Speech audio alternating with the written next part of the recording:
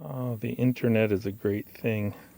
I found these little abrasive caps that fit on these rubber arbors, and it's allowing me to get in to the nooks and crannies.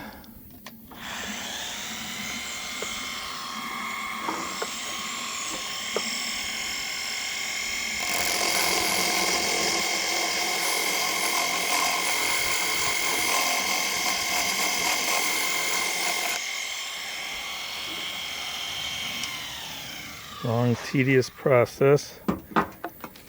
It's getting there slowly but surely.